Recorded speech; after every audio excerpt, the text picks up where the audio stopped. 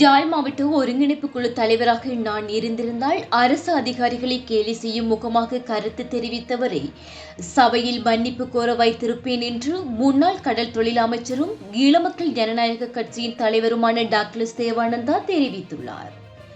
மேலும் அவரை சபையில் இருந்து வெளியேற்றியிருப்பேன் என்றும் யாழ் மாவட்ட ஒருங்கிணைப்பு குழுவின் முன்னாள் தலைவரான டாக்டர் தேவானந்தா தெரிவித்துள்ளார். யாழ்ப்பாணத்தில் நேற்றைய தினம் இடம்பெற்ற ஊடக சந்திப்பின் போது இந்த கருத்தை அவர் வெளியிட்டுள்ளார். அண்மையில் நடைபெற்ற யாழ் மாவட்ட ஒருங்கிணைப்பு குழு கூட்டத்தில் நாடாளுமன்ற உறுப்பினர் அர்ச்சுனாவின் செயற்பாடு குறித்து ஊடகவியலாளர் ஒருவர் எழுப்பிய கேள்விக்கு பதில் அளிக்கும் போதே அவர் மேற்கண்டவாறு குறிப்பிட்டுள்ளார். இது தொடர்பில் அவர் மேலும் தெரிவிக்கையில், ஒருங்கிணைப்பு குழு கூட்டத்தில் எழுப்பப்பட்ட கேள்விகளின் முறை பிழையானது, நடந்து கொண்ட முறையும் பிழையானது.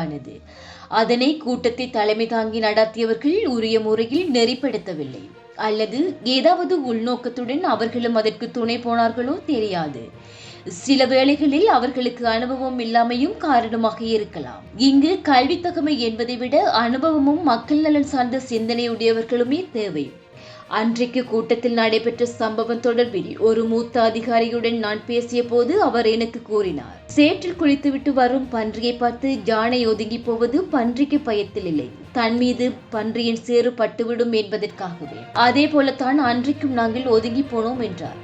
எழுப்பப்பட்ட கேள்வி பிழை என்பதால் தான் அதிகாரிகள் பதில் சொல்லவில்லை என்று அவர் தெரிவித்தார் என்றும் டாக்டர் தேவானந்தா மேலும் குறிப்பிட்டுள்ளார். இதேவேளை தேர்தலில் தனக்கு ஏற்பட்ட தோல்விக்கு சமூக ஊடகங்களும் ஒரு காரணம் என முன்னாள் கடல் தொழில் அமைச்சர் டாக்டர் தேவானந்தா தெரிவித்துள்ளார். யாழ்ப்பாணத்தில் நேற்று இடம்பெற்ற ஊடக சந்திப்பின் போதே அவர் இதனை கூறியுள்ளார். இந்த விடயம் தொடர்பில் அவர் மேலும் தெரிவிக்கையில், கடந்த தேர்தலில் எனக்கு பின்னடைவு ஏற்பட்டுள்ளது.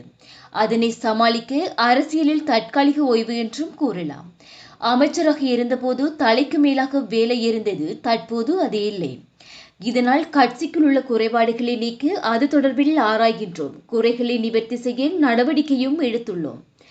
கட்சியின் கொள்கை தொடர்பில் மக்கள் மத்தியில் கொண்டு செல்வதற்கும் நடவடிக்கைகளை எடுத்துள்ளோம். மிக விரைவில் கட்சியின் தேசிய மாநாட்டையும் நடத்த உள்ளோம். சமூக வலைத்தளங்களூடாக எனக்கு எதிராக பொய்யான பரப்புரைகளை மேற்கொண்டுள்ளனர். தற்போது சமூக ஊடகங்கள் குடிசை கைத்தொழில் போன்று பலரும் வருமானம் ஈட்டிக் கொடுக்கின்றது. என்னுடைய பெயரை பயன்படுத்தி அவர்கள் வருமானம் பெற்றுக் கொள்வதனால் அவர்களின் வருமானத்தை தடுக்க விரும்பாததால் அவர்களின் வீடியோக்களை நான் பெரிதுபடுத்தவில்லை. இவ்வாறான சமூக ஊடகங்கள் ஊடாகவே என் மீது அவதூறுகள் பரப்பப்பட்டன என்றும், குறிப்பாக யாழ்ப்பாணத்தை சேர்ந்த வர்த்தகர் ஒருவர் எனக்கு எதிராக அவதூறுகளை பரப்பியுள்ளார். அவர் நாவற்குழி பகுதியில் உள்ள நீரேந்து பிரதேசத்தை நிரப்பி அங்கு ஒரு எரிபொருள் நிலையம் அமைக்க முன்வந்தார். அதற்காக என்னிடம் உதவி கோரியுள்ளார். அந்த இடத்தில் எரிபொருள் நிலையம் அமைத்தால் வெள்ள அனர்த்தம் ஏற்படும் என்பதுடன் அது எரிபொருள் நிலையம் அமைப்பதற்கு உகந்த இடமில்லை என்பதனால் அதற்கு நான் அனுமதி பெற்றுக் கொடுக்கவில்லை என்றும் அவர் கூறியுள்ளார். இதேவேளை கட்சியின் நிதி தேவைக்காக அவருடன் சில வர்த்தக உறவுகளையும் பேணி வந்தேன் என்றும், ஆனால் அவர் நேர்மையற்றவராகவும் முறைகேடுகளில் ஈடுபட்டமையாலும் அவருடனான வர்த்தக உறவை கைவிட்டேன் என்றும் டாக்டர் தேவானந்தா மேலும் குறிப்பிட்டுள்ளார்.